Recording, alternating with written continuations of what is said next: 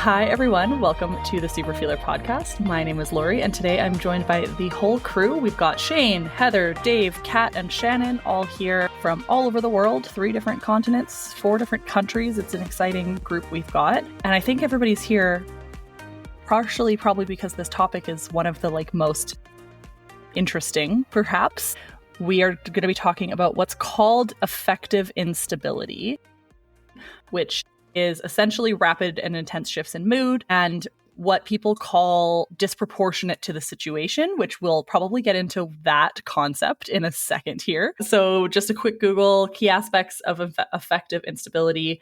Again, this rapid mood change. I'm sure a lot of us were called bipolar as children, as bullying, because of our rapid mood swings, but we can talk about that. Of note, though, the difference between this and bipolar is that these rapid mood swings are very frequent, whereas bipolar is kind of 2 sides and it's a lot longer, generally speaking. The intensity of our emotions is quite strong. We're sensitive people. I think that that's, a blessing and a curse, like a lot of these things. And then difficulty regulating emotions generally is a big focus of what treatment is for people with borderline personality disorder, because it's important.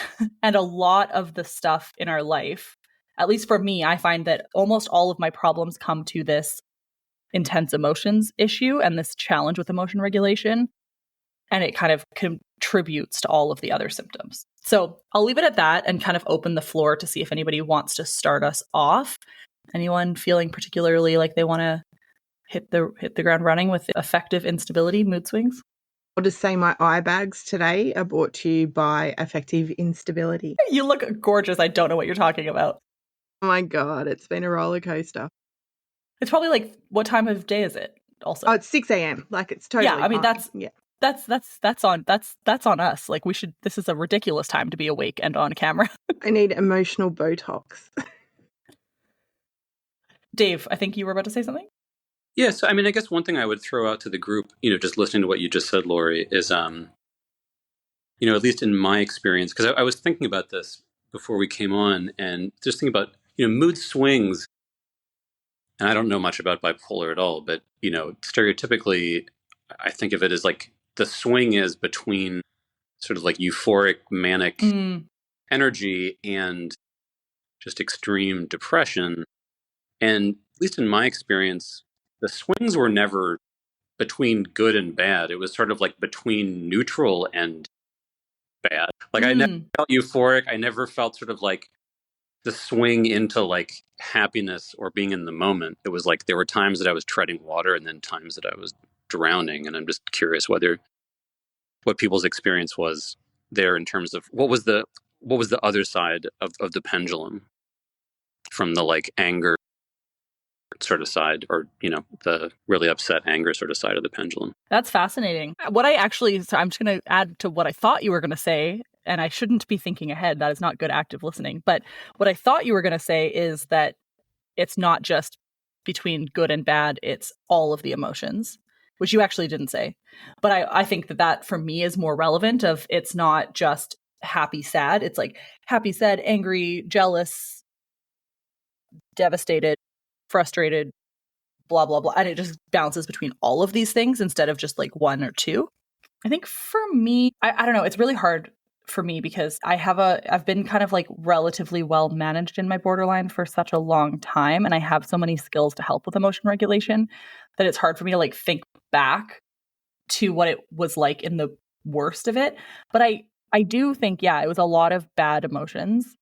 Or, I mean, we shouldn't maybe qualify emotions. Maybe that's not very validating, but negative emotions of a variety of types. But I think there was still positives in there, right? I still get hyper excited about stuff and, really passionate about things. So I like to think about those emotions as not just from neutral to negative, like you mentioned, but kind of a whole spectrum. But I think obviously when you're in the worst of it, there's more of the negative than there is the positive. Or else we wouldn't bother treating ourselves. I think we pay attention a lot more to the negative emotions too because they have a bigger impact. I think that the point of affective instability is that rapid cycling. So even if you're not the negative emotions can be so intense, but when you the roller coaster whips back into that positive section, I don't think we pay as much attention to that because we're good. Or you're waiting for the other shoe to drop. Yes. And the point of it is that the cycle between those can happen quite rapidly. And so these really low dips that are really quite intense. And then even if you're just coming back to like level, what non-BPD people would, class as their level, even if you go a bit over that into positive, that can happen quickly. So you go from that negative back to base level or above, where you're just happy or content, and then it can swing back down again very quickly. I know for a fact that for a lot of my life, I didn't think there was a baseline. I don't know if anybody else felt that way, but it was so rapidly shifting that there literally was no middle. I didn't know what normal was. I still don't. Yeah, totally. How about you, Kat? Yeah, I think I spent a long time being between fear and anger. So I'd be afraid until I got pushed to a point, and then I'd be angry. And like, people used to pull my bobble out at school a lot. That was one of the tamer types of bullying, but it infuriated me the most. And I would just like turn around and like hold people against the wall and stuff. And like, I've had teachers slam me against the wall and stuff like that. Yeah. And then I think most of my kind of distressed feelings were with animals or in nature, usually both.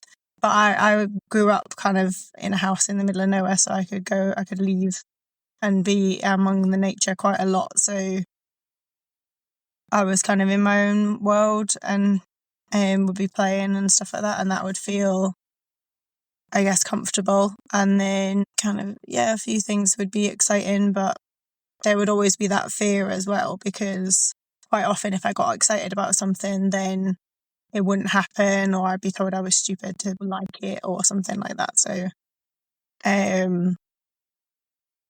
it's kind of like where I really sort of feel it is with triggers and things like that. And it's like, it goes both ways actually. So there's a lot of performativity in it for me. So like I can be absolutely devastated, and then someone who I'm not comfortable with will walk into the room and I'm like perfectly fine.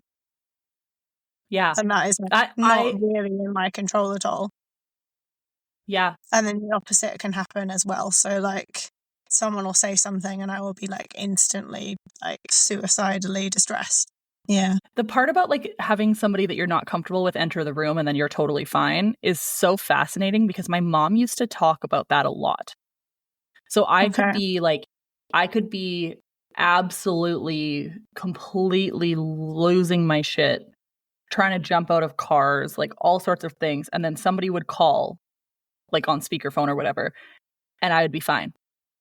Just anything to change that. I guess you're right. Like, it is comfort, maybe, which sucks because you don't want to like hurt the people that you're comfortable with. Safety, I guess. Yeah, or like embarrassment, but I think when my mom, and I don't want to put words in her mouth, but I can see where this could feel when you see that shift when somebody else comes in the room.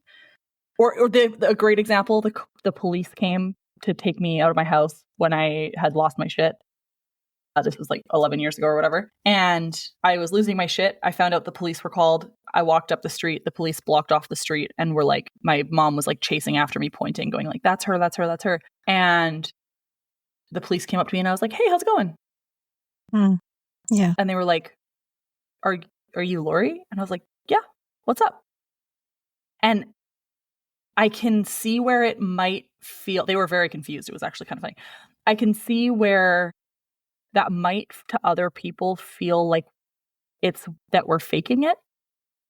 Does that make sense? Like if you can suddenly shift your emotion when other people are around, then you must be making that emotion up.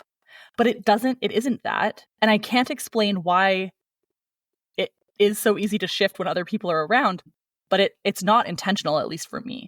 Dave, you're shaking your head quite a bit. Do you resonate with that?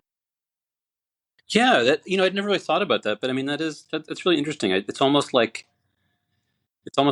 when somebody new comes in or something like that happens, it's like the table gets reset, and then just as quick. I mean, not always. I once had like a really interesting experience around that. I was house sharing at the time, and we'd all kind of had dinner and nice evening.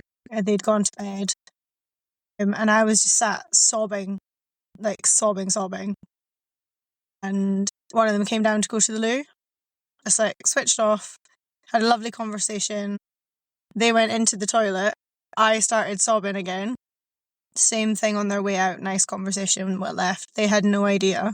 And I couldn't switch it on or off, but it just happened. It was like that distress needed to come out, but it didn't feel safe to show it to anybody. I'd have to agree with Kat in that, for me personally, I tend to not have these big emotional shifts in front of other people, or if they are happening, I try and hide it. And then the big emotions tend to come out while I'm on my own. I lived this exact thing yesterday and I'm like, wow, I'm going to have the perfect example. And because I knew we were talking about this, and it's been such a long time since I've had one of those big roller coastery days, that my greatest fear during the whole thing was impacting other people's day with my emotions, because part of it is that I was conditioned from an early age that my emotions make other people uncomfortable. Yeah. So I try very hard not to impact other people with my emotions. And I was just with Scott and Charlie yesterday, who are my people, and the whole day, all I wanted to do was not wreck their day, even though I was experiencing these really big things. And the shift was in the morning from elation. I had released a podcast. The Super Feelers podcast had come out. I'd had a really lovely time listening to about all our impulsivity stuff. I'm like, oh my God, I love these guys. Scott said, let's go for lunch. And I was like, great idea. So good. He mentioned that there was a work thing where there was a work thing for him where there was a few people getting together. He's like, we might just spin in there on the way home. And everything changed for me. I was like, oh, I have to go into this group of people and I don't know them and I don't know how that's going. You know, are they going to like me? Well, you know, they're already there together, and then I'm going to be the external person coming in, and everybody already knows each other, which just upped my anxiety a little bit. Within 15 minutes, I was brutally hating on myself. Why can't I be normal? Why can't I just be one of those people who can go in and say hi? Because in most scenarios I can. Yeah. But just on this day, it just felt weird. That cycled down. We went out for lunch. I was exceptionally quiet and kind of deadpan on the outside. Inside, I shouldn't be with Scott because he's in a leadership role in his, like he should have somebody who's confident and can go in and is not self-conscious and is not worrying about these things, and I'm not being supportive of him in his role because I'm not doing this and all the other wives are there doing it, and why can't I do it? And I'm so bad about that. I'm so bad at that stuff, and he deserves to be with someone who's good. I convinced myself that he should have another partner by the time we'd eaten lunch. I was super happy for him to go. And I said to him, I'll just drop you and then we'll go home and I'll come back and pick you up when you're ready.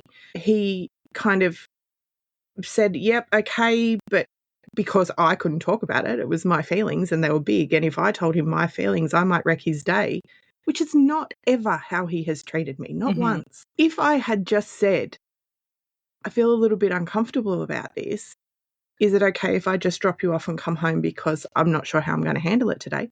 That would have been totally fine. But did I do that? No.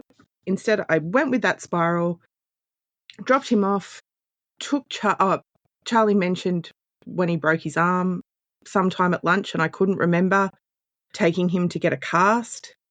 And so then I was the worst parent in the world, and he deserved a better mum. I took Charlie, I bought him some clothes, and this feels really shit to say, but while I was picking out this really lovely jumper for him, I was like, oh, well, you know, at least if something happens for me, he'd have something nice to wear to my funeral. Like that's how intense it got, from in the morning to feeling like I was on top of the world. I picked Scott up, we come home, My friends had posted a really funny thing on the internet, and then I was laughing.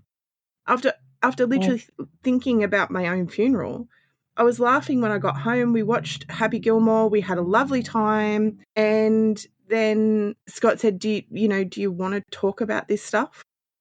Then I cried because a girl that I was watching on the internet sold her caravan, and then I burst into tears. So it went from this chaotic thing to intense sadness because a girl sold a caravan.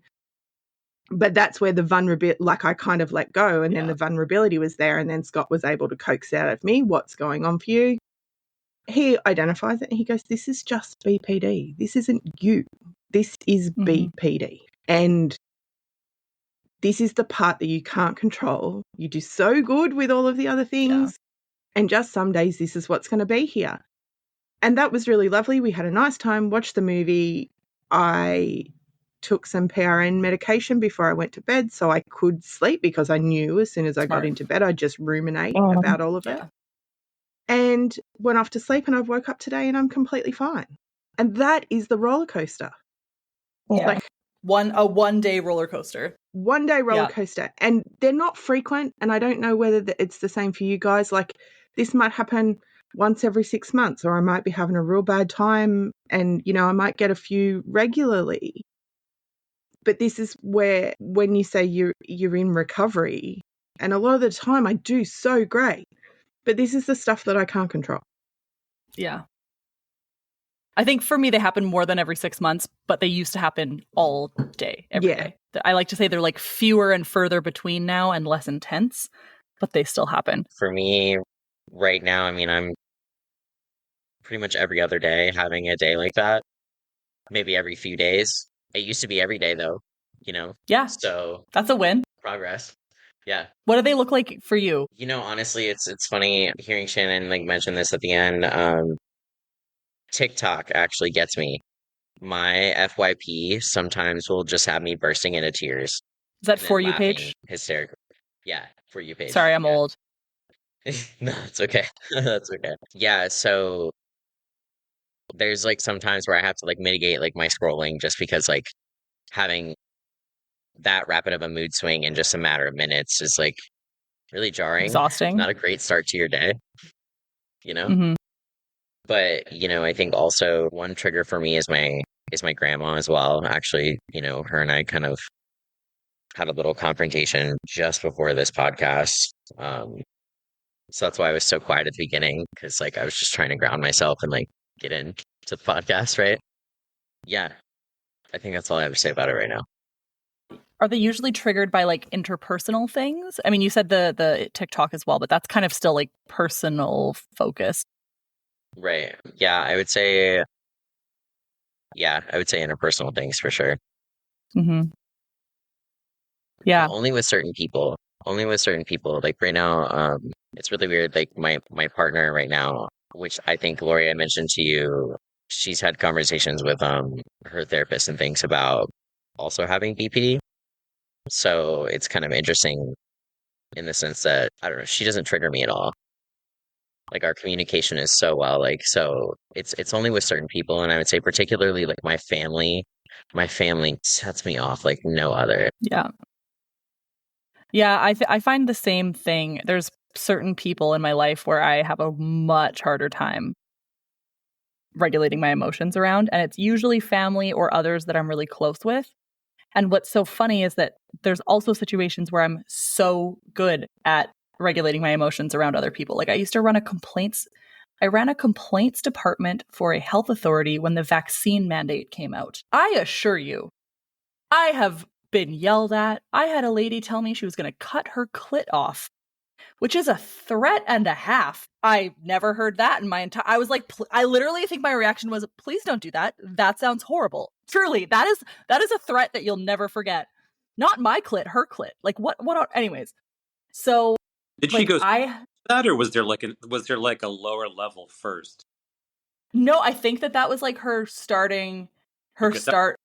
That was her opening move. Okay, got it. Yeah, no, there was no negotiation. It was like, I'm going to cut my clit off. I was like, all right, don't. That sounds awful.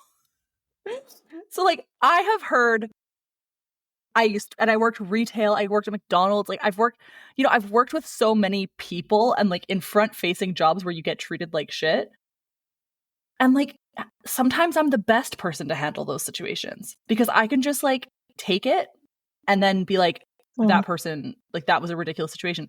And then there's like people in my life where they say one thing or they look at me wrong or they don't look at me for long enough or they don't make eye contact or they whatever, and my entire day is ruined.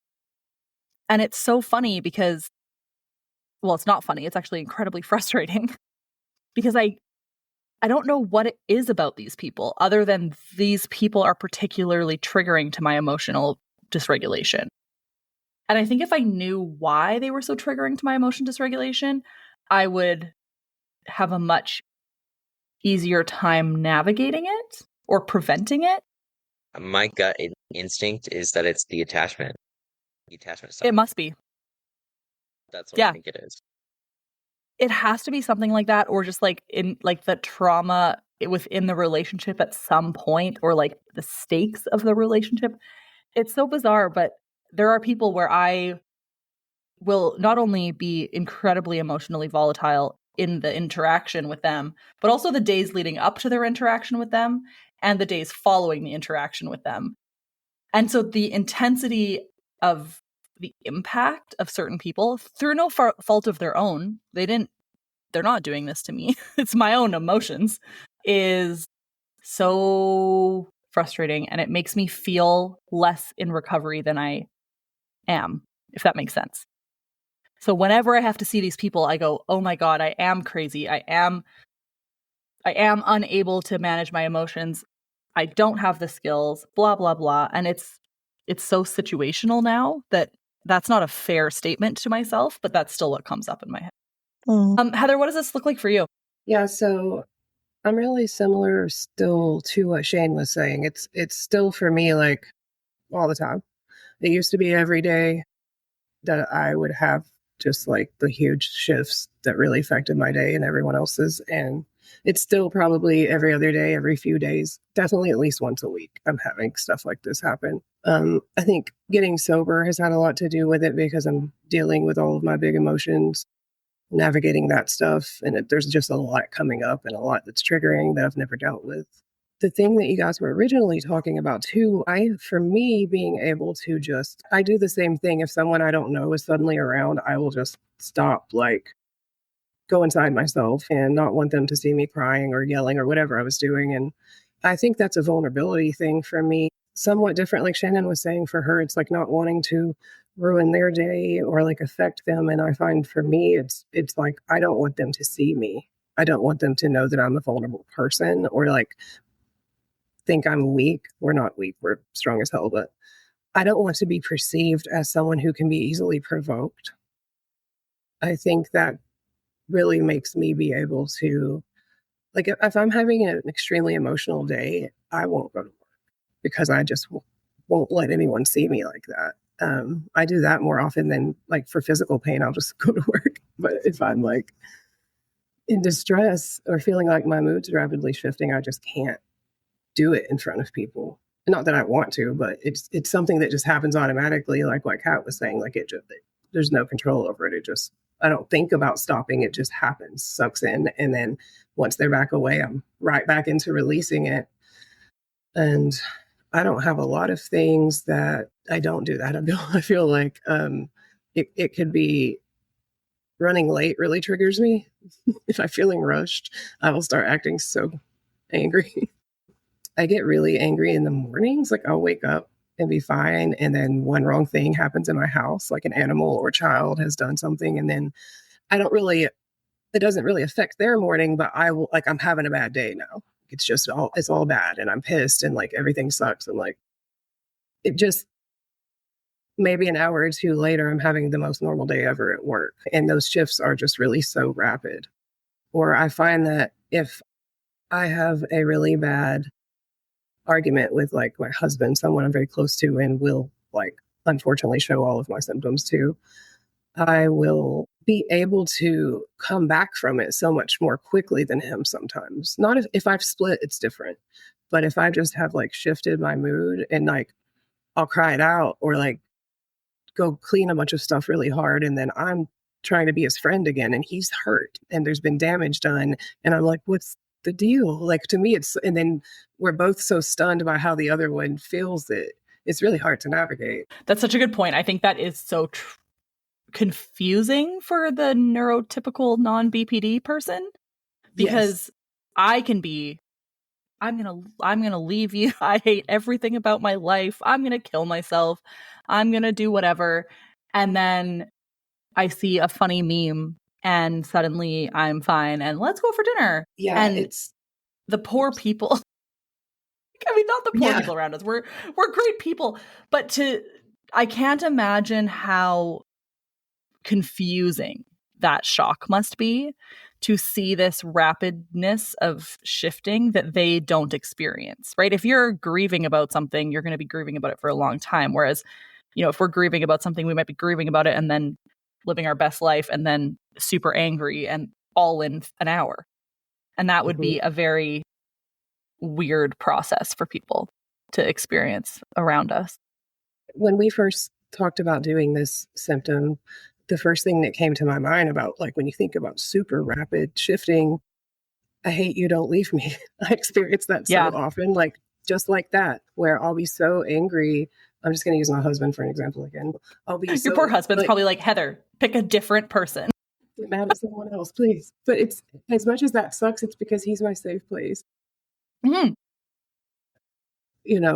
He goes through a lot, so we're working on that. But that happened with us just a few days ago. Was I genuinely was very upset. I went to go be by myself and like cry in the bathroom and try to not bring my house down. And he gave me some space and time, and then he came to check on me. And as soon as he opened the door, I was like, "Get the fuck out of here!" It's so mean. And like the second he closed the door, I said, "Please come back," and just started crying. And he looked so confused, but he came back thankfully and just like hugged me, and it really helped me pull out of it. But I really like went from hating him for a second and wanting him to leave me alone to being like it unbearable for him to walk away from me, and I was sad suddenly. It's eerie feeling sometimes, even in your own brain. Who does understand it? Well, as much as we can understand it. I was gonna say, do we? Sometimes I feel like I really don't. Yeah, I mean, we understand it more than most, I guess, but it is so hard to manage, I guess, predict, because I think there is just like a biological difference in how we process our emotions and feel our emotions. And do you think, sorry, go ahead. No, you go. Do you think that we sit differently on the SUD scale? Do you guys know what SUD scale, like subjective units of distress? Yeah. They talk a lot about it in, I think it's compassion focused therapy. Am I right, Kat? Yeah, they talk about it in the quite model a lot it comes of from? and stuff. It comes from a guy called Dan Siegel in a book called Mindsight, which is really good.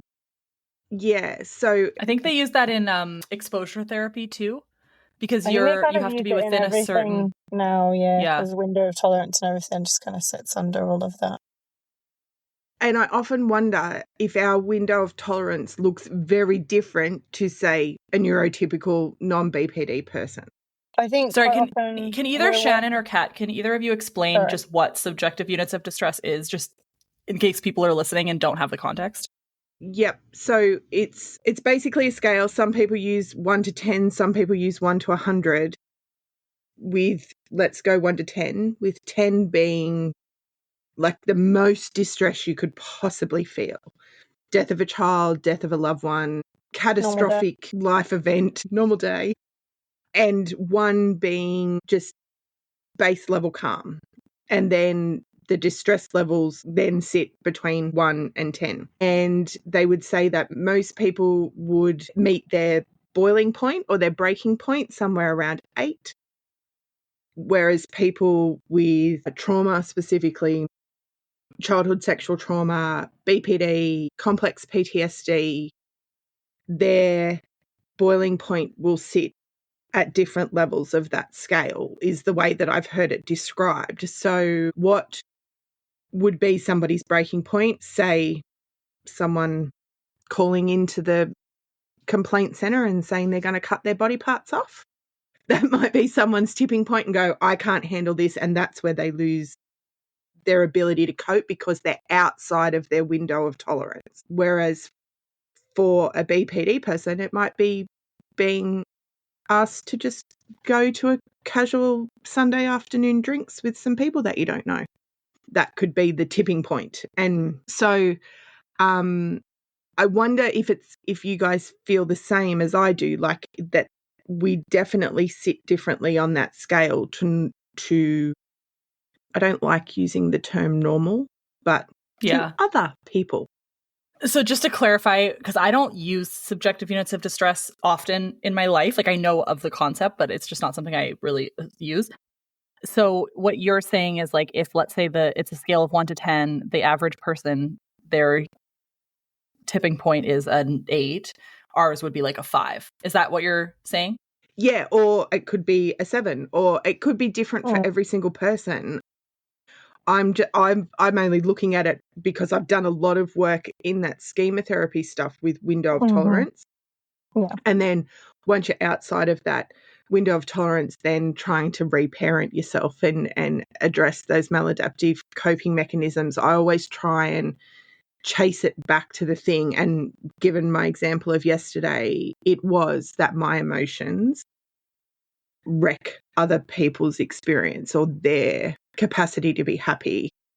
And that's why I think that my BPD is generally internalized, because that is my messaging. So I don't have, I don't tend to have the big, I hate you, don't leave me type stuff, but it's happening. It's all happening on the inside, but I literally will do anything to stop that coming out.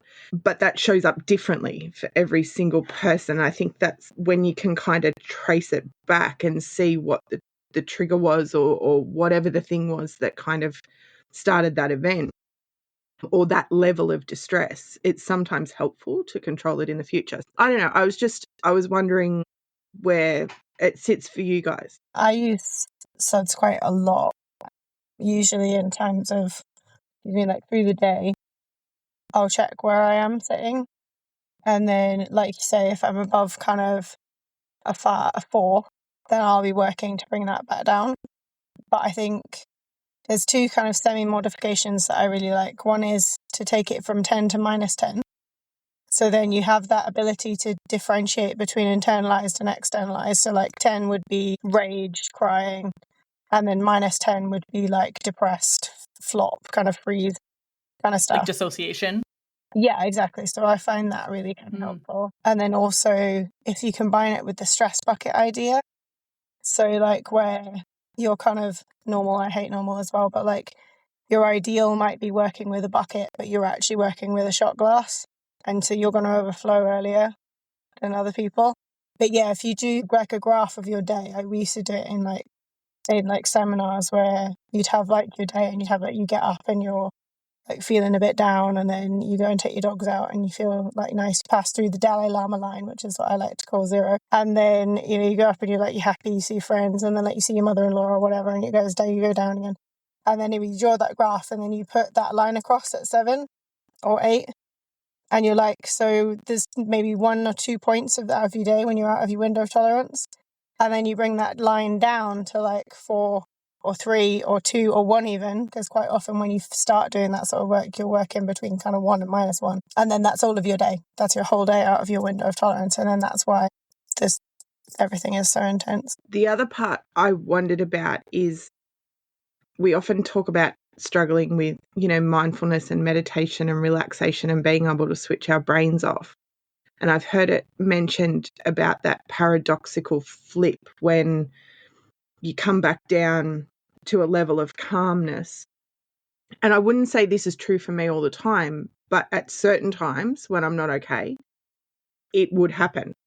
So where you come back down and you start to get into that place of calm, and then you feel exceptionally vulnerable, like I'm not safe, because we're so used to living with that level of distress that when you do come into these lower levels, it starts to feel like I'm not okay. The hypervigilance is settling down. Because every time you felt like excited or happy or safe, like some shit went down.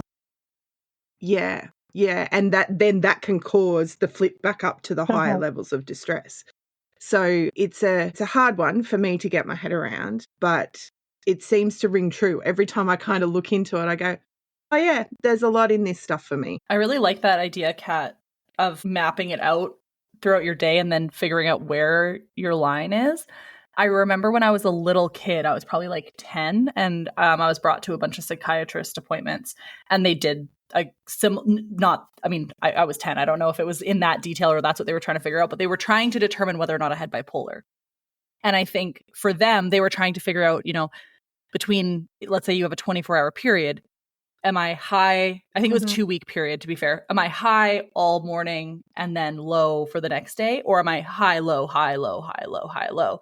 And mine was just like, there was no middle. It was all over the place, which is what was so frustrating in hindsight that like, I didn't get a diagnosis for another 8 years because they were like, well, it's not bipolar. Well, okay, my emotions shouldn't be shifting that much throughout the day. So I really like that as an exercise. I might do that.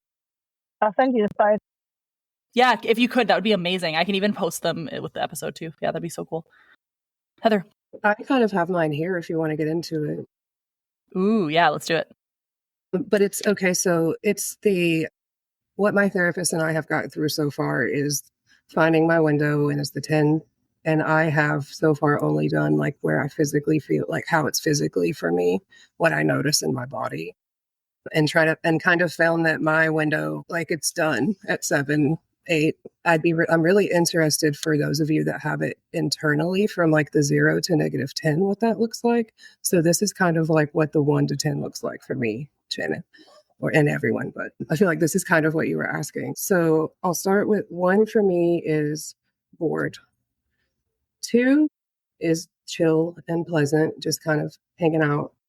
And then 3, there starts to be, and these are my reactions. So if like someone is starting to affect me in a way that, or my surroundings. So 3 is like the flash in my eyes, questions start in my mind. And then we go to fidgeting, questioning, and loud.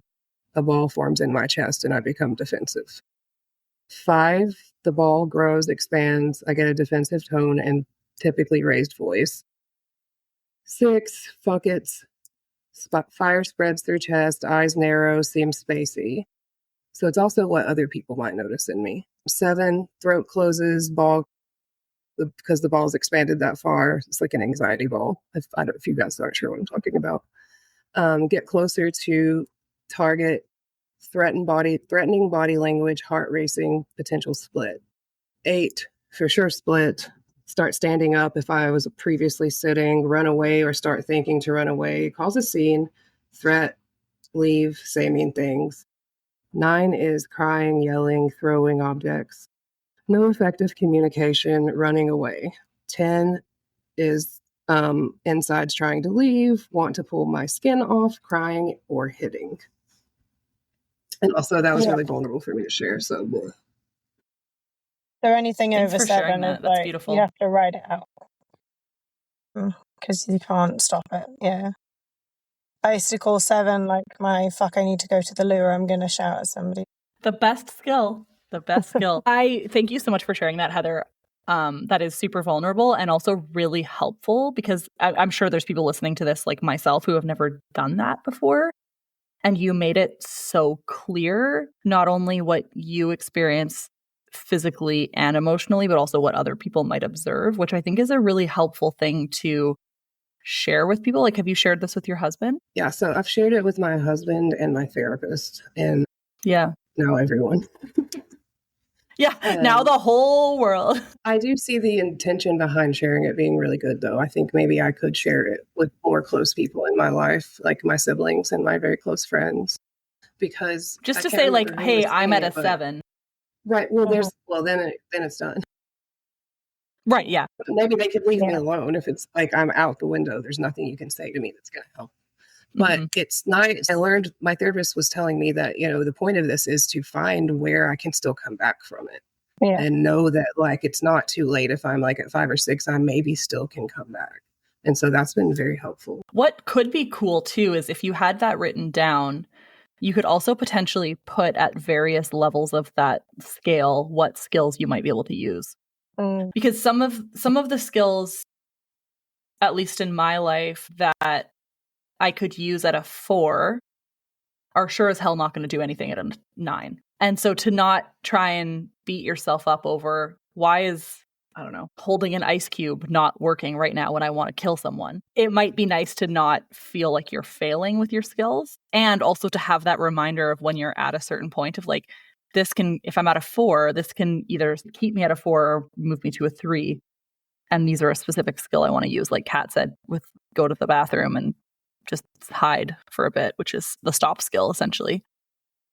Well, what you're saying is kind of exactly why my therapist brought this to me, because I was beating myself up for not being able to use my skills once I got out of my window. And so he's like, hey, you can't control that. And so that's great idea to start listing with this, what skills to use at which step. And I'm definitely going to implement that.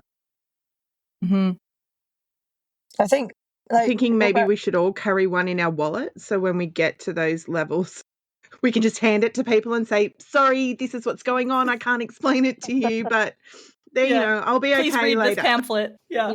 Sorry, no, I was just going to say, to go back to your question about internal wise, I would say it's quite similar, except instead of like being defensive or aggressive body language, it would get more and more shut down.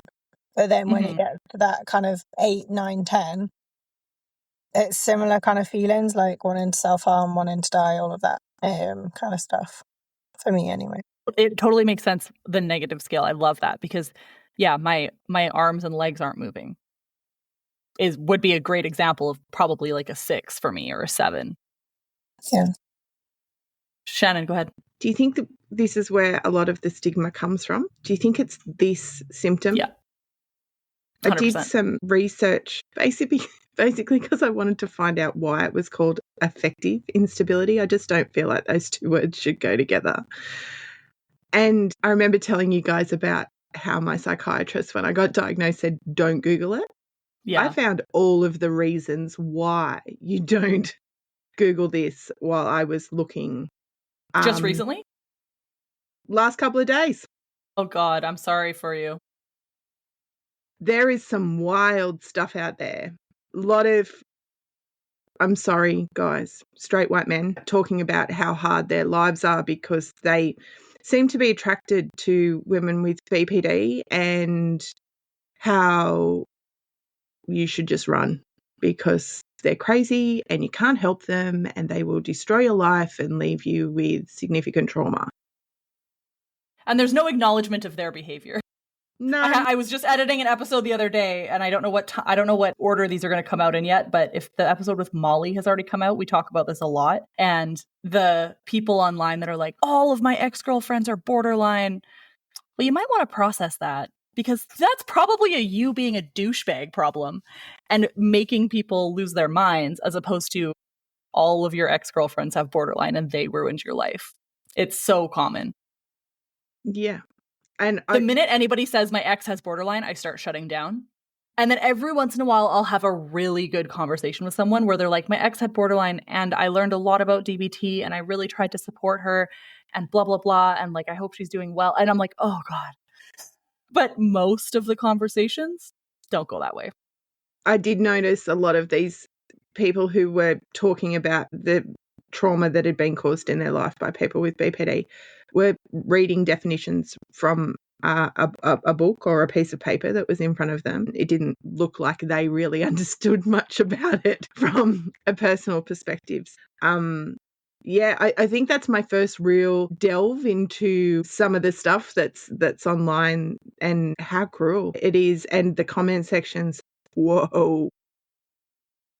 Yep. I sent Heather I got the other day. Let me pull it up for you while we're here. I don't get these often, but the ones I get are wild.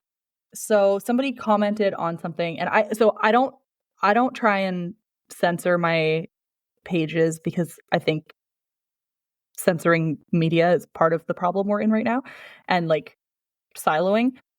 But sometimes I do because people are just like actual douchebags. So I got a comment on something that said, I said super, like whatever super feeler they mean. He says, you mean psychopathic abuser? And then I deleted that comment. And then he went on my page on Facebook after I deleted the comment to, you can recommend or like not recommend, like basically review. And the same guy has too much time on his hands and said, this page promotes psychopathic abuse under the guise of empathy and kindness by minimizing the harm cluster Bs do on everyone around them. And I was like, as much as I don't want those things to affect me, they do. I hate it. I hate that it affects me because I get 100 positive messages about how the work you're doing is so important, blah, blah, blah. And then I get one of those and I want to just die.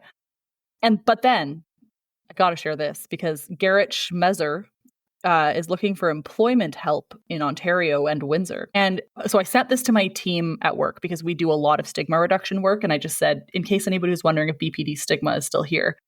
And then I posted these screenshots. And so my coworker, who is chronically online, started stalking the guy to like try and figure out what his deal was.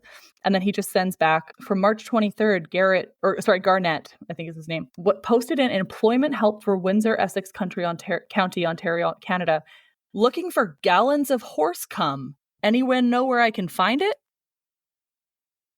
And I'm the problem. I swear to God, I'm not making that up. Looking for gallons of horse cum. Maybe your complaints lady could get with them. Cut her clit off if she doesn't get gallons of horse cum. Gallons of horse cum. Like, I don't even understand. But why? I was blown. Shannon's dying right now. I was Maybe he just blown has away. loads of pony babies. Yeah, maybe. But, you know, it's too bad that I'm a psychopathic abuser because you have to keep it in the freezer. I'm sure. Isn't that just... I think you have a title for this episode, by the way. You can... Gallons of horse cum? You're going to get a lot of views. Listen to find out where the fuck this title came from. It makes sense. I really should. Yeah, that's like clickbait to the extreme. I think it's one of those situations where both things can be true. I mean, I think that I think that it is important to acknowledge that, like, people who are either undiagnosed or who are rejecting a diagnosis who have our symptoms do a lot of damage. Mm-hmm. And particularly, you know, it's not hard to imagine someone think about, you meet someone and you go on some dates and unbeknownst to you, you're now their favorite person. And then they're going out and doing all sorts of really angry, destructive things in a way that doesn't make any sense because you barely know this person. So it's not, but it's also the fact that, like, painting with that broad brush, it makes it that much harder for those people to be able to seek help, or if they've received a diagnosis, to accept it. And so I have a feeling that people like this person, that's not where they're coming from. It's not like their life's been ruined by somebody who's like an undiagnosed person with borderline personality. They're just a jerk. But also, I mean, I would just suggest that, like, for people who don't know anything about it other than what they've learned on social media, that, like, you know, having a little more compassion will actually, in the long run, you know, lead to their experience of people being better. Because I do think that once people, there's just no doubt. I find it hard to believe there are people out there who have our sort of set of symptoms, who get a diagnosis and accept it and start trying to get therapy, who don't then become easier to be around for their friends and relatives, you know, who don't become more enjoyable, whose behavior doesn't become more predictable and more explainable. Because that is, look, I mean, it's important. It's important for us to be accepted, but it's also important, you know, like, if I do destructive things to somebody, if I get super angry at somebody, I can't just, it's not okay for me to just say, well, I have BPD and I'm working. Yeah, no. The person needs to deal with it. Like, it doesn't matter why I did it. Like, I still hurt them. It's an explanation, not an excuse. That's how I try and we have to make think space about it for that as well. Not for this guy, but yeah, this guy is problematic. Yeah. Anyway. Yeah, no, I totally agree with you, Dave. And I do want to acknowledge that, like, yeah, this is really hard. It is hard to be around. I mean, if you think about it, I talk to people with BPD all day, every day, essentially. And sometimes it's really hard, even as a person who gets it and knows they're diagnosed. And it's really annoying and really frustrating and really complicated. And it affects my own emotions. And there's a lot of negative things about it. And I think that the part that contributes the most to the stigma, in my opinion, when it comes to the rapidly shifting intense moods, is this assumption that we are controlling those moods and that we aren't in pain. Because the narrative has shifted a little bit in the last, 10 years around. When I was first learning about borderline, it was a lot about how cluster B personality disorders are, which borderline is, or personality disorders in general, are personality disorders not only because they're not treatable, which isn't true, but also because they affect the individuals around them more than they affect the individual themselves. And so there used to be this narrative of, I don't know if this narrative is still there. I haven't taken an intro psych class in a long time. I know it's still online, but I think the narrative has shifted quite a bit. The narrative used to be, we have no idea there's anything wrong, and we don't care if there's anything wrong. We're just hurting all of those around us. So this disorder is not impacting us, it's impacting everybody else because we're bad people. And that's why when we first started the Super Feelers Club, I was so passionate about starting it, because if you look online for peer support for BPD, there's way more. This has changed in the last couple of years. There is way more peer support for family members and those affected by BPD than there is for people with BPD. And that's messed up, because you know what would help? I mean, I'm fully in support. I mean, organizations like Sash Bear, Emotions BC, like there's so many amazing organizations for people that love people with borderline. And I think that's amazing. And I'm very happy for that. But I mean, when I was a kid, my mom and my sister went to the DBT Center of Vancouver and did private counseling, which cost money, but I couldn't go because we didn't have the money to pay for it. Well, I'm the one who had the mental illness, right? And I'm not discrediting the impact that my behavior had on their life, because the impact of my behavior has significantly impacted their lives, and they experienced a lot of trauma. And I was a child with a mental illness. And so I think that narrative of either they're doing this on purpose, they're doing this to manipulate people, they don't even know that they're sick, they're not hurting. That is a huge component of the stigma, because we're fucking hurting. And I think we're hurting more than we're hurting those around us. And again, not to discredit any of it, but I think we hurt a hell of a lot and people don't understand it. Yeah. So anyways, that's my rant of the day. But I really do think that this has a lot to do with Thank you. This does have a lot to do with the stigma for sure. I think the anger symptom also, which is its own symptom, interestingly, also has a lot to do with it. This feeling of being completely out of control is at least how I experience these intense emotions. And I think that people don't understand how absolutely terrifying that feeling is. Whether the feeling is great excitement or like, I want to do something super impulsive and fun, I'm in love with you, that's a terrifying feeling. I met you once and now I want to marry you and have all your babies. Not a good feeling in the long run. And we've all felt it. Or I hate everything about you, or I'm so sad I'm going to kill myself because there's no other option. Those are all incredibly distressing, intense emotions. And it's almost more distressing when they shift so fast. Because in a way, it's good. We're taught to, quote unquote, ride out the wave. I think that's important. The wave will always come back down. But sometimes we're told to ride out the wave of the emotion. And it's like, but it's going to come back again when the next swell comes up. And this constant feeling of, when is the next wave going to hit me is hard. And one day of this is exhausting, let alone a lifetime of so exhausting. But another thing that occurs to me is that never once did I ever fake a big emotion or lean into one in order to get someone else to do something or to be happy with me. Never. I definitely hid those feelings because I thought people were going to be upset at me. And I definitely hid them because I was worried that I was only feeling those things because I wanted to manipulate people. But never, never even one time. I actually asked myself yesterday, Dave, I was like, what are you trying to get in this situation? What are you aiming for? And there was no aim. Like, the only aim was, like, I can't put myself in this situation today. But I had support for that. Nobody was telling me I needed to. There was no end goal. And that's what makes it so hard, because we don't even know why a lot of the time. And I think that's why the stigma attached to it hurts, because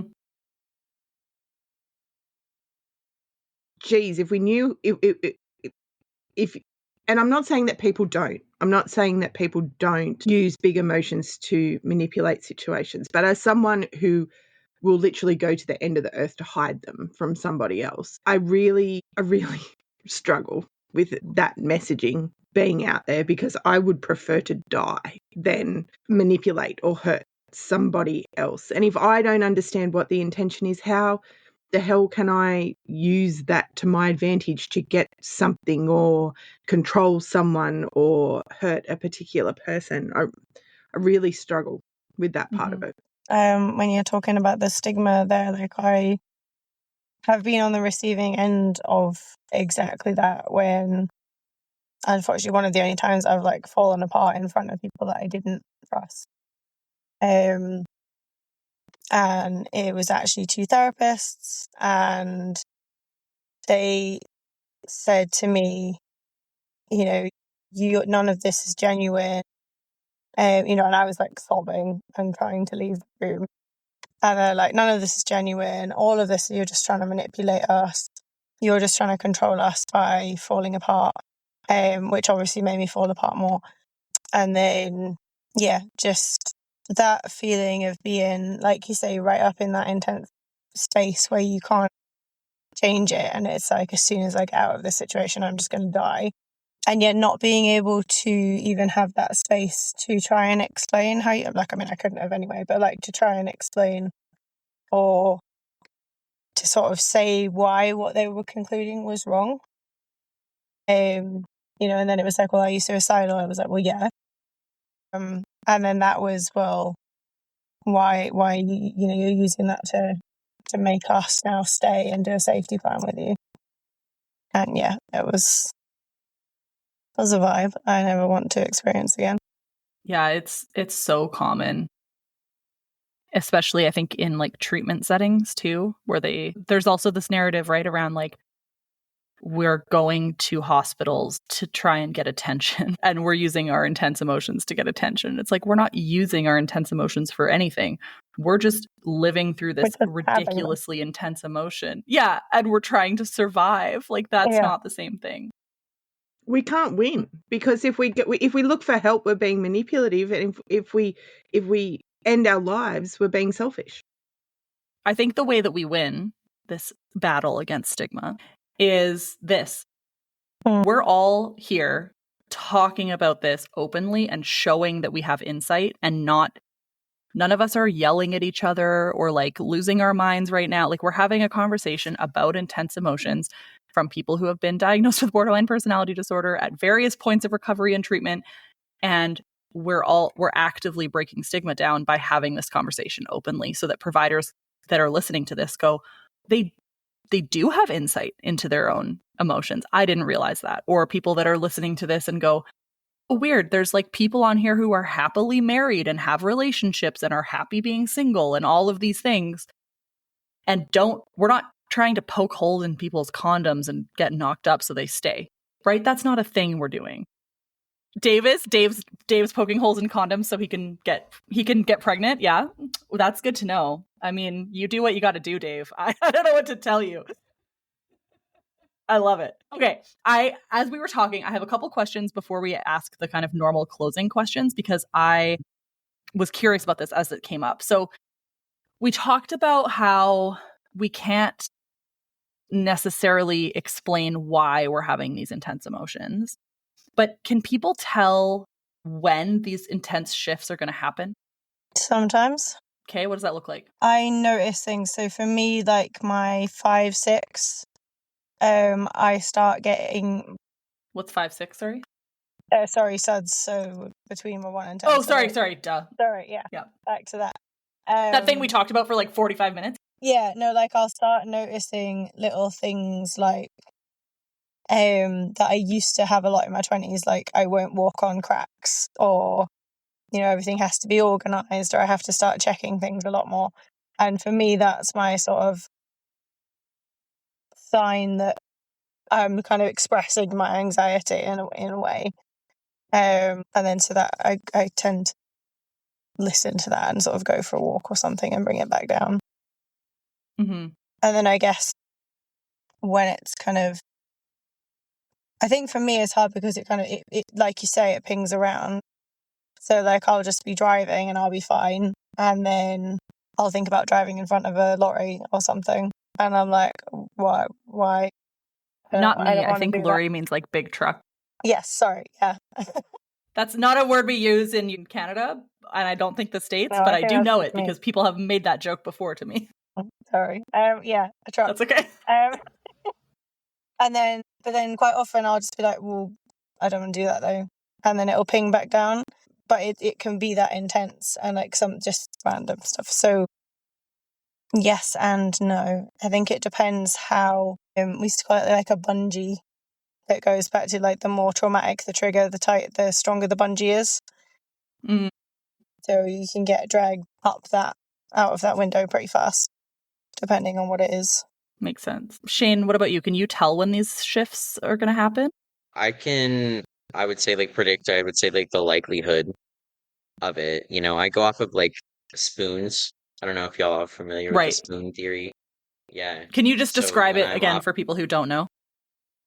okay, well, yeah, so I have 4 spoons, right? 4 spoons means we're like operating on at full capacity. I can tackle normal tasks without any issues, right? But it goes down from there, down all the way down to sometimes I'd even describe it as I'm eating with a Scooby-Doo baby spoon. Like that's when I'm like having a really rough day, right? So the less spoons that I have, the more likely I am to experience a rapid shift in my mood, like something small will set me off or like something like that. Yeah, that's so true. Yeah. Yeah, so you can like kind of keep an eye on like when they're more likely, but not necessarily feel them coming on. Is that a fair Yes. description of that? Yes. Yeah. Okay. Yeah. Heather, how about you? You kind of described it in your suds, right? Where you're feeling this intense ball of energy. Yeah, for me, I can definitely tell when it's happening, but I can't really predict that it's going to go that way beforehand, if that makes sense. Like it's already, something's already happening by the time I notice that I'm at least at like 4. Right. Yeah. And that could change. I mean, you've only been diagnosed for a little bit too, right? Like the more treatment you go through, I think the more likely you are to be able to recognize it, which will be really interesting in a couple of years. Dave or Shannon, comment on that one before I move to the next question. I don't notice it happening. I notice when I'm starting to think from emotional mind, not wise mind. So even the whole way through yesterday, I know that's the example that I've used, but I knew that none of this was rational, none of it was true, that I was evidence collecting as to why I'm a terrible person and I deserve to feel this way. I knew all of those things. I had all of those insights, but I could not stop it, no matter what I tried. And I tried. I really tried, but yesterday was a bad day and I couldn't. Yeah, it happens. And here you are, right? Next day, you're feeling better. I mean, it's only 6:00 in the morning. I shouldn't get too excited for you, but this is a good start to the day. Dave, how about you? I think I got pretty good at it. I think that the thing that really helped me to do that was more than any particular skill was just having a therapist who I felt really comfortable being very open and honest about what I was feeling about things, which I think then meant that I got more comfortable noticing what my actual feelings were because, it's like once you sort of get to that 6, the roller coaster has like already reached the top and it's hard to like turn it back. But I think, just knowing that like when I was at that like 2 or 3 level, it was okay to feel those things, and like okay to even like talk about them with some people, and that I wasn't manipulating anybody. That there was this therapist who, we could like talk it through, and she took it seriously, and then because I think for me a big stumbling block to noticing it, and what made it feel like it was a surprise, was my mind it just did not want to recognize that I was having my own feelings at all. Interesting. Yeah, while you guys were answering, I was going back and forth on whether or not I think I can predict it. I do think the emotion mind piece is good, Shannon, in that I'm always trying to figure out what mind I'm in, and wise mind, emotion mind, rational mind, or reasonable mind. But I do think that, especially with anger, which I know will be its own episode, and that one is going to be interesting, I can feel almost a heat building. I think heat is the only way I can describe it, like a tingly heat feeling that builds up in my system. Yeah. And once I get to here, it's game over, right? But if I can get to here, sorry, if you're not watching the video, that's not helpful, is it? If I keep forgetting that. If I get to like my shoulders, I'm okay, right? But if I get to my head, it's over. I'm going to react. It's going to be intense. And I can often try and use some skills like stop, cope ahead, to try and like get to the point where I don't get past my shoulders. But then also sometimes it comes up so fast you don't realize. Like road rage. Sometimes it'll come up so fast that I don't have an opportunity to do anything about it, which I want to get into the skills bit in a second. But is there anybody who has like a particular, this can be like a 1 or 2 word answer even, but are there certain emotions that affect you guys the most? So for me, it's anger for sure. Self-hatred, I guess, is that an emotion? Hatred, fear, anxiety. I would say excitement, passion, if we're going to go on the positive side of things. I think those would be my like most intense emotions. Although the passion doesn't rapidly shift very often, but the excitement does. For me, I would say definitely anger, which I also identify as fear. Those two really go hand in hand for me, and shame, unfortunately. Shame, yeah. Yeah, I forgot about shame. I guess for me, shame is that self-hatred kind of. Like self-deprecating. Kat, how about you? Yeah, definitely shame, self-hatred, despair, kind of feeling trapped is a really big one for me. Even feeling useless as well. Mm-hmm. There's a lot of like waste of space, shaminess that's all tied into stuff. Right. Yeah, that makes sense. Shane, how about you? Anger for sure. I would also say grief. I feel like I grieve a lot from my past, and that's something that like I've been talking about with my therapist and we're working on trying to get past, but like grief weighs on me heavy. Because I think, shame is also like, shame plays into that as well. And I think so does anger probably too. Yeah. Yeah. Shannon. Self-hatred, anger, shame, embarrassment is a big one for me. Yeah, very similar to you guys. And the positive emotions can be just as, as intense when I'm super invested in something or passionate about it, or I've got a new obsession of something that, like I'm really into. Do that. Yeah. They can be intense as well, but obviously they don't cause the same level of distress as the negative ones do. Makes sense. Dave, any particular emotions that affect you the most, or that you find are the most intense and unstable? I think everybody's covered it. I don't have any. Yeah. Particularly. Okay. Then final question is, what skills do you guys use to? They can be DBT skills or just life things that you guys use to try and either cope with or prevent these intense emotions, or come back from the intense emotions. I mean, I'm still experiencing like rapid shifts like almost on a daily basis. So keep that in mind here. But something that has really like 2 things that have really helped me: creating consistency and routine. Yep. One. Huge. Because, I've noticed that my mood, the stability of my mood has been greatly affected by like a lack of stability in my life, facing housing insecurity, financial insecurity, all the whole run of things. But also in the moment, like any sort of grounding technique that I can use. So like whether that's counting or doing that, like what is that, like 5 things that you can see, 4 things that you can smell, Yeah, 5, 4, 3, 2, 1 is what I call it. Yeah, right.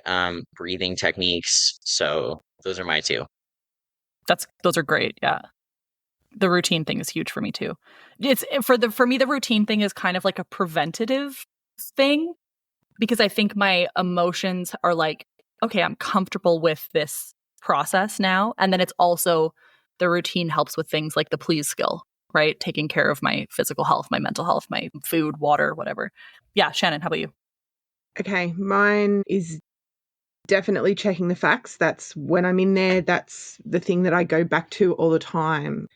And because I know that I'm an evidence collector when I'm in emotional mind and I'm not rational. So that's the other skill is understanding when I'm out of wise mind and I'm in a different frame. So I'm not thinking rationally. So I'm checking the facts against that. I have to say that they're probably the two that are most helpful for me because I don't have the skill yet or the spoons, as Shane said.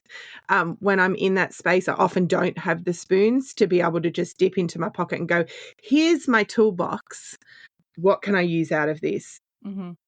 The only other thing I would say is rest because it is so exhausting to me. I find it hard when I've been on the roller coaster to do anything outside of that. So I have to rest, I have to recuperate, and I have to be kind to myself while I'm doing that.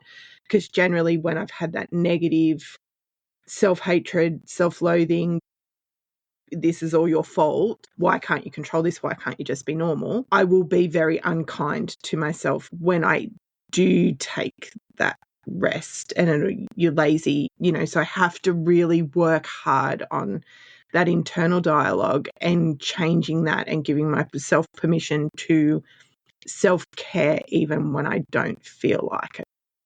So important. And it's not only rest after the rapid shift, but to help prevent the rapid shift because we're more able to function in that sense. Yeah. Definitely paced breathing. I do a lot of like breathing stuff with like yoga nidra. Yoga nidra is another one. Yeah. Settles me in the unit.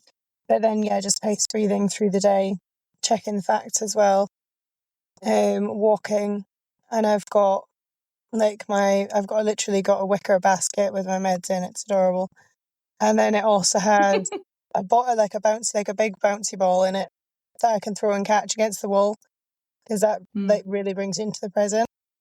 And then also it's got ice packs in there because that is the only thing when I'm in that tent that kind of makes it bearable and it kind of makes the transition back down easier. But I think it's just constant. One of my therapists said to me, the one I did EMDR with, and she just said, like at the end, and I sort of said, what is the point of me trying to be like vaguely happier because no one can see it. I still just look lazy and useless, etc., etc.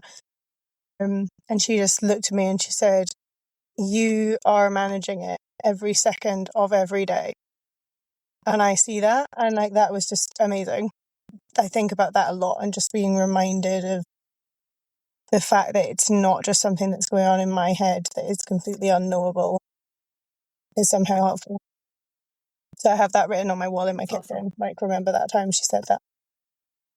And that's helpful. Great. I have like affirmations all over my kitchen as well. That's also helpful. I know. I'm like, I'm going to have to come and visit you one day and you're going to have to show me all your affirmations.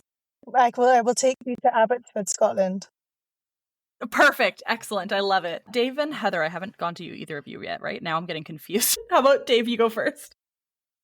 Man, everyone said so many great things. Shane, the idea of focusing on schedule, that's such a big deal. But there's two things people haven't mentioned that just occur to me.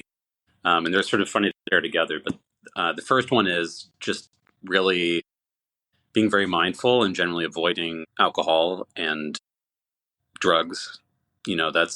That's its own issue, but I've just found that has made a huge difference in my ability to recognize and manage my emotions. And then the flip side of that is, I have found... Do alcohol and drugs? No. Well, no, but I mean, one very specific... Get hammered! One very specific one in the sense that, like, I have a PRN that I've found that is real, that I really like, and it is very effective. You know, I encourage anybody, like not necessarily the one that I'm on, but there's so many different things out there that, you know, I think I felt for a long time, like, you know, I needed to just do it on my own. And, you know, that I really, things weren't bad enough that I needed to lean on medications. And and having that as like another tool in the toolbox has been a huge deal for me. That's great. Yeah. Which PRN are you on? Hydroxyzine. I don't even know what that is. I'll have to look it up. But no, that's a great, sorry, go ahead. No, sorry, I was going to say for the bit with Brit, what does PRN actually stand for?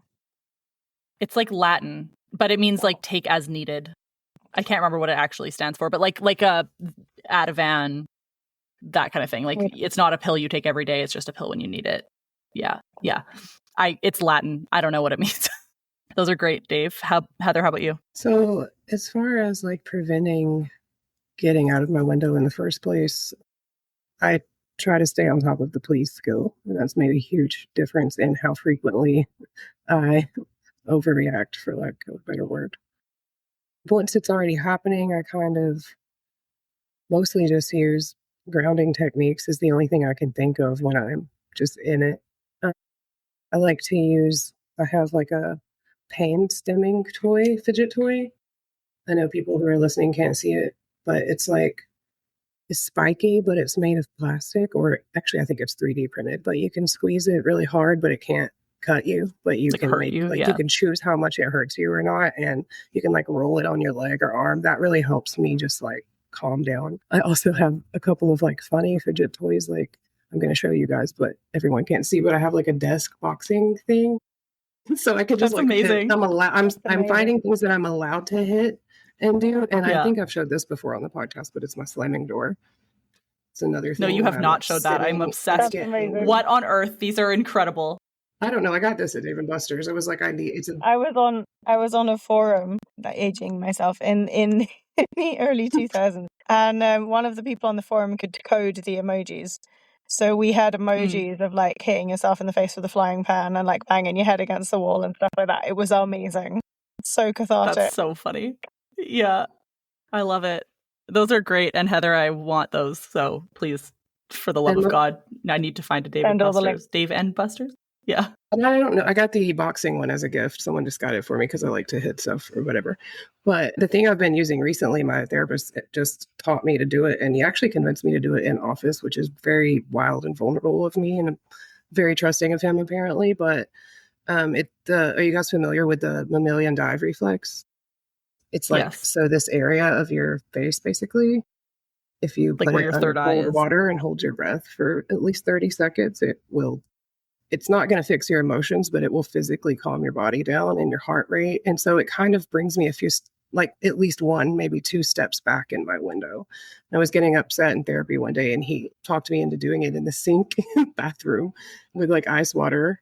And it really worked. And I've been kind of just like dunking myself now whenever I feel like I'm just getting extra stressed out. If I'm in a position to do so, you can't really just like carry a bucket of ice water everywhere. No, that's great though. I love that one. Ice packs in all of my bags. Or just a bag of cold water in the fridge. You can just keep a bag of water in a Snaplock bag in the fridge and pull it out whenever you need it. So you can have one at work, one at home, one at your mum's house, wherever you need it. My therapist likes to bring me frozen grapes. Those are good too. Those are actually really good. They're fun to chew on too. They are really good. Yeah. I think you guys have said so many amazing ones. I think the only couple that I'm thinking that help me a lot are less like beautifully said than yours, but masturbation, honestly.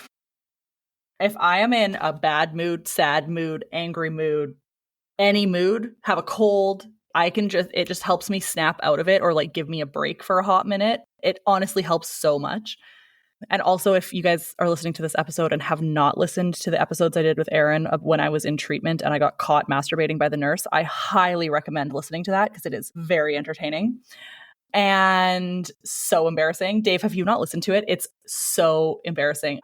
Anyways, I will retell that story another time, but I have another recording to get to. So recommend listening to that. But I also think that I love like comedy or like memes. And so I send my poor husband, he probably will leave me for this. This will be in our divorce records. I send him like 100 memes a week, maybe more. And then I force him at the end of the week to watch them all with me. And like, we like everyone that he's watched so that I can like cross-reference if he's like skipped one. And he hates it. He hates it so much, but it's my favorite time of the week. We just get in bed and we snuggle and we watch memes that I think are hilarious and I've already watched twice. And he is like, this is so dumb. I don't even think these are funny. And then I get mad at him for not laughing because obviously I have curated my memes specifically for him and he better laugh at every single one of them. And so sometimes we'll like save that for like when I'm feeling the worst, because then it's like connection and humor at the same time. And it just helps kind of snap me out of the negative energy that I'm feeling. And That's it works beautiful. really well. So those are my two. Yeah. And some other people are a victim of my meme sending too. So just so you know, it happens on occasion. Lori, you can send me all the memes. Okay, 100%, good. I yeah. will do that. Okay. Send me all the memes, please. Okay. Maybe I'll make a little chat on Instagram of the 6 of us and then we can do that. Awesome. Okay. Well, thank you guys so much. This was so much fun and wish you all the best for the rest of your weekend. Lori, is Canada on the metric system? Kind of, yeah. Why? I was just thinking about the whole gallons liter. I was wondering if that was you know why what? he was, You're right. maybe No, that's that's why he even wasn't weirder. getting luck, because he's been asking for gallons and nobody knows what he's looking for. That's so fucking funny. I was like, what did we talk about that had anything to do with the... No, you're right. I literally don't even know what a gallon is. Oh my God, Dave. That's the best. Oh my God, convert this is pack. so funny. Holy shit. That is the best end of an episode ever. I love it. Dave, somebody needs to go into this group and comment, like, how many liters is that? Like 3 years Yeah. later. My God. Okay. Love this. This is the best. Speaking I of will laughing to make 1000% myself feel better. This episode has horse cum, getting caught masturbating, and cutting your clit off. So Yeah, just saying it has everything. All the things. Truly, Has what all could the you emotions. possibly want? Working so hard to All reduce intense the all the stigma, way. guys. Now we're into weird My shit too. God. Yeah, that's some weird. Yeah, well, you know what? This will be the promo for the Whatever. episode, and everybody's gonna be like, "What the actual fuck just Most happened?" views ever. All right, I'll talk to you guys later. Love you lots. Bye. Thank you so much for listening to the Superfeeler podcast. This episode was recorded on the traditional and unceded territory of the Matsqui and Sumas First Nations. If you'd like to learn more about the Superfeeler podcast, share your story, or participate in the Superfeelers Club, which is our peer support group, it's totally free, virtual, and open to anyone who experiences intense emotions or has borderline personality disorder, please check out the link in our show notes or go to laurieedmondson.com. If you would like to support the show, we would very much appreciate it. There's an option to do monthly small donations at whatever denomination you'd like, and you get bonus content, extra resources, and extra connection to me throughout. That can be found on patreon.com/superfeeler, or again in the notes below. Thanks again, and have a great day.